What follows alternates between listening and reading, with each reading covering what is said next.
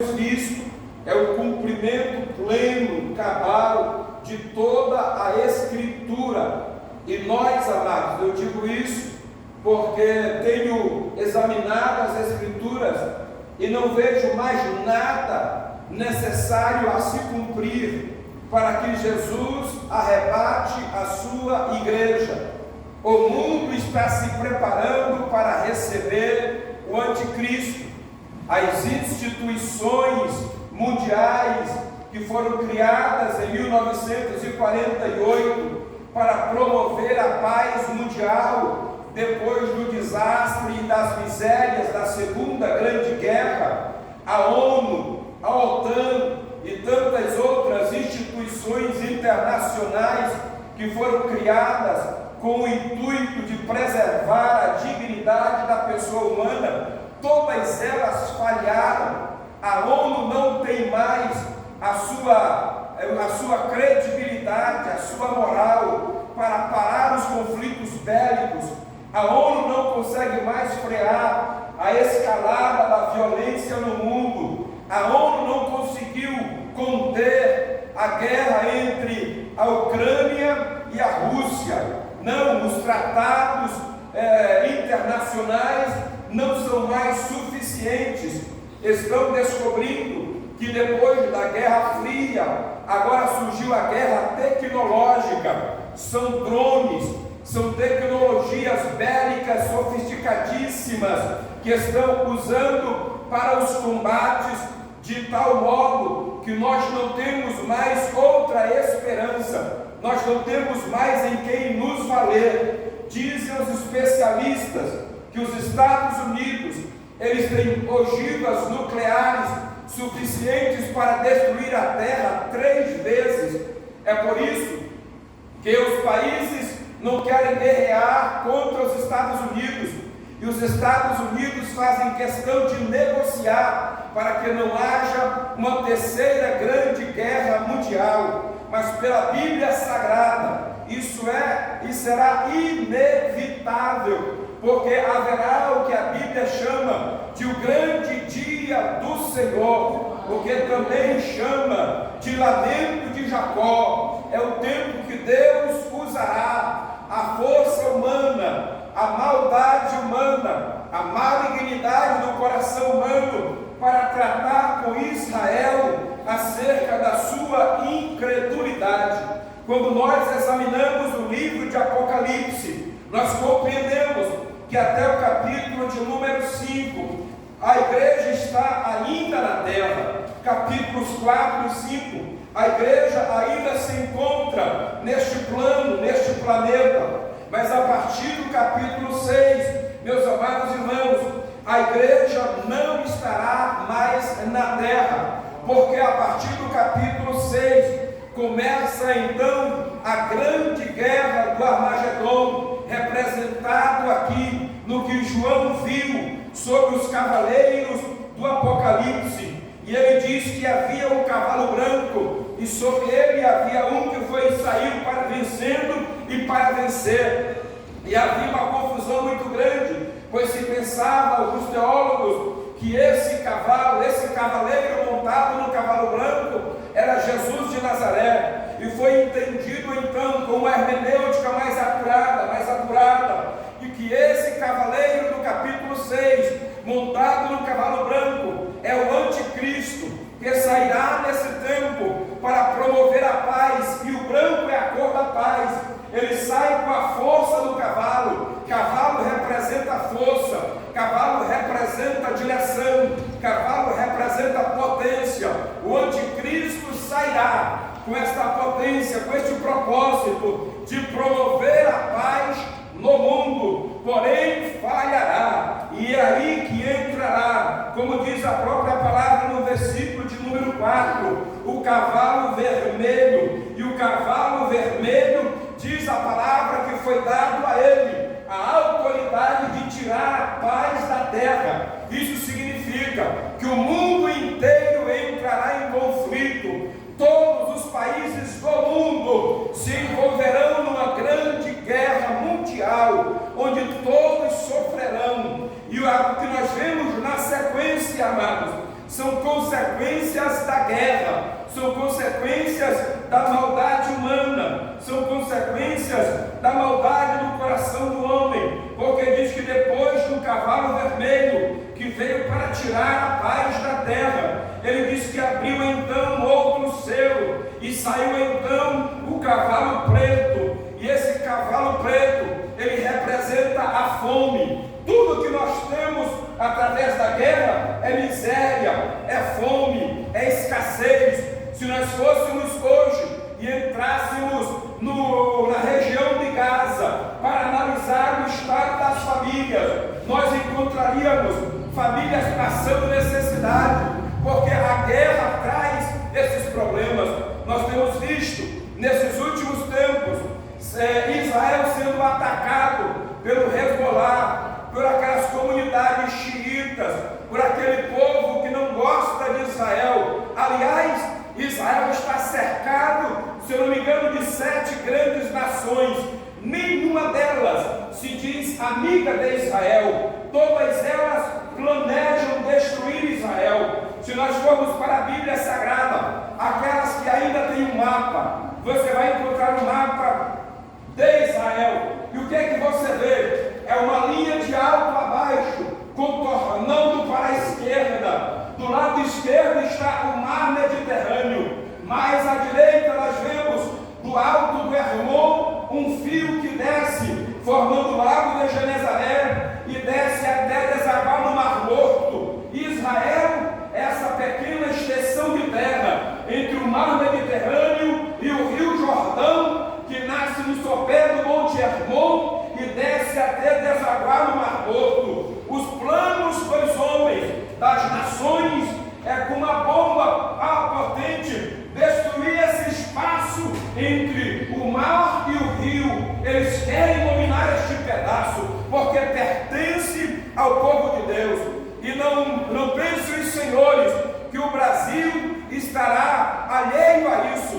Nós devemos orar para que os nossos governantes, ou o presidente que estará frente à nação nesse tempo, seja amigo de Israel, porque o que nós temos aí, ele defende, diz que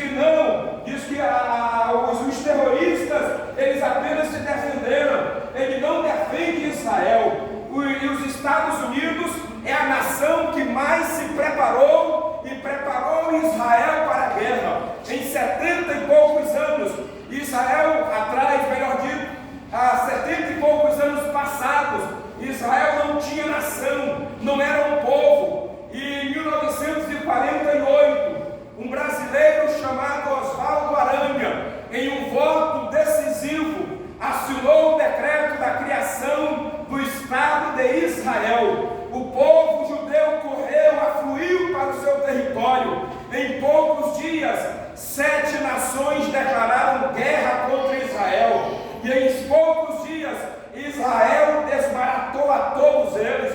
Israel venceu todos os seus inimigos com a ajuda de Deus. Glória a Deus. Em 1967, Aleluia. se eu não me engano, Deus houve Senhor. também a Guerra dos 6 Dias. Outro grupo de nações se levantaram, se reuniram para combater Israel. E mais uma vez, Deus deu vitória para Israel. Ei, querido, Deus tem um propósito especial com Israel. Mas quando é que Deus vai cumprir esse propósito? Eu pregava sobre isso ontem à noite. Paulo diz em Romanos, no capítulo de número 11, que Israel, ele é uma árvore ele é um ramo que está ligado a Jesus. Ele é um ramo que está preso a Cristo e ele recebe de Cristo. Irmãos, eu já tive aula com um professor judeu, messiânico, aula de hebraico, e ele estava nos ensinando o hebraico, e ele abria a Bíblia no livro dos Salmos. Era um homem de 1 metro, quase 2 metros de altura, e na sala de aula ele pegava o livro dos Salmos e abria e começava a ler em hebraico. E quando ele ia lendo, as lágrimas desciam sobre o rosto dele. Eu nunca vi ninguém, nem o povo, que tivesse sensibilidade do Espírito, pastor Fábio, como o povo judeu. Eles abrem a Bíblia, queridos. Eles não precisam de oração para chorar na presença de Deus. Eles apenas abrem o Salmo e começam a ler os Salmos de Sião. e as lágrimas descem sobre o rosto. Ele chora na saudade de Deus, ele chora o tempo da promessa, e haverá um tempo, Paulo diz em Romanos 11, falando para nós, os gentios, ele diz que Israel foi cortado para que você, ele e você, zambujeiro bravo, jurubeba ruim, como é que mais?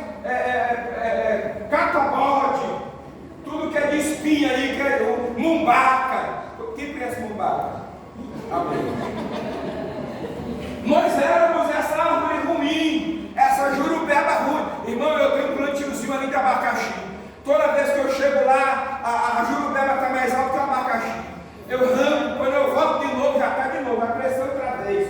Ô bicho ruim a jurubeba. E éramos nós éramos essa jurubeba ruim. E os que Deus cortou Israel do ramo, cortou a árvore e nos enxertou em Jesus, para que nós dessemos bom fruto. Aleluia! O que nós temos de bom é de Jesus, o que nós representamos de bom é Cristo em nós, e o que nós temos de ruim ainda é o espinho da jurubeba. Pastor Eliel, ainda é o que nós temos de ruim, ainda é a natureza pecaminosa que está em nós. Por isso eu quero convidar você. Ainda não li o texto bíblico não, estou fazendo só a introdução para começar a ler a Bíblia. Quero começar a chamar a sua atenção para dizer que todo o cenário mundial está preparado para receber o anticristo. O presidente Lula foi na ONU e disse: é preciso que nós levantemos um homem com autoridade que represente o mundo todo para que ele promova a paz no mundo. Opa! Quem será esse homem capaz de promover a paz no mundo? É o anticristo. A ONU está se preparando. Pensava-se que era aquele presidente da França. Como é que é o nome dele lá? Macron. O Macron. Se pensa em vários nomes. Agora estão sinalizando para um pequeno jovem, um jovem adolescente, um dos homens mais ricos do mundo. Ele é rei, um saudita, e ele tem entrado em todos os países, tem conversado com todas as gentes, e já se assinala que ele pode ser o anticristo, que vai ter poder tanto no mundo árabe para convergir o mundo árabe, para convergir também o Ocidente e o Oriente. É por isso, amados, que nós precisamos estar atentos, porque Israel é o relógio de Deus para o mundo. Tem gente que diz aí, o Yasser Arafat, que já foi, ele disse que fez um acordo de paz com o Bush, será que isso foi com o Bush, com o outro lá, com o presidente dos Estados Unidos, disse que agora haveria paz entre Israel e as nações árabes. Não haverá paz, não haverá. A Bíblia diz que não haverá paz. Abra sua Bíblia comigo, por favor, livro de Daniel, capítulo de número 9. O que foi que eles fizeram? O anjo trouxe para Daniel a visão dizendo: Daniel, em 70 semanas o ungido vai aparecer. Daniel capítulo 9, versículo 24, ele diz: 70 semanas estão determinadas sobre o teu povo e sobre a tua santa cidade. Para fazer o que, pastor Gil? E o anjo explica dizendo: em 70 semanas o ungido vai extinguir a transgressão, vai dar fim aos pecados, vai expiar a iniquidade, vai trazer justiça eterna, vai selar a visão e a profecia, ou seja, vai se cumprir toda a profecia acerca de Israel e do Messias, e vai ungir o Santo dos Santos em 70 semanas. Porém, quando nós lemos a partir do versículo 25, 26 melhor dito, ele diz: e depois das 62 semanas será tirado o Messias. Numa outra versão diz: eles vão matar o Messias. Quando nós estudamos a cronologia bíblica, está exatamente, amados, nos dias que Jesus estava sendo pendurado no madeiro e morto lá no Calvário, no Gólgota, em Jerusalém. Mas ele diz o seguinte: e o príncipe de um povo que há de vir destruirá a cidade e o santuário. E ele diz, para terminar: e até ao fim haverá o quê? Guerra. e estão determinadas o quê? Versículo 26, quem está com a Bíblia? Quem tem Bíblia, diga amém. Amém. Eu gosto de pregar a Bíblia, mano. Vamos para a Bíblia, abra a sua Bíblia. E até o fim, versículo 26, no finalzinho, até o fim haverá guerras, estão determinadas assolações. Israel não terá paz, por quê? Porque mataram o príncipe da paz. Quando Pilatos disse: quem quereis que eu solte? Jesus, o vosso Cristo, ou Barrabás? Eles disseram: soltem Barrabás. E Pilatos, ainda com uma voz de quem queria ainda a soltura de Jesus, disse: o que é que eu vou fazer de Jesus, chamado Cristo? Eles disseram: crucificam e deixe que o seu sangue caia sobre nós e sobre nossos filhos. A partir do ano 70, Israel não teve mais paz. O general Tito invadiu Jerusalém. Diz Flávio Joséfo que os homens eram mortos decapitados, as crianças também eram mortas, as mulheres grávidas abriam seus ventres, tiravam seus fetos, seus bebês dos seus ventres e costuravam gatos vivos dentro delas. Porque eles disseram: deixe que o seu sangue caia sobre nós e sobre nossos filhos. Jesus anteviu esta cena quando ele chegou no alto e viu Jerusalém que estava longe. Ele montava no jumentinho e ele disse: ah, Jerusalém, Jerusalém, quantas vezes eu quis ajuntar a ti como a galinha ajunta os seus pintainhos debaixo das suas asas, mas tu não quisestes. Jesus anteviu o cenário futuro de Jerusalém. Ele viu que matariam os seus filhos. Ele viu que pegariam as mulheres e matariam suas mulheres. As grávidas sofreriam com gatos costurados dentro de seus ventres. Ei, queridos, nós estamos vivendo o limiar dos tempos. João fala na sua carta, no capítulo de número, deixe-me ver, primeira epístola do apóstolo João. João, no capítulo de número 2, o versículo de número 18, João escreve dizendo: filhinhos, já é a última hora. Nós não estamos mais na última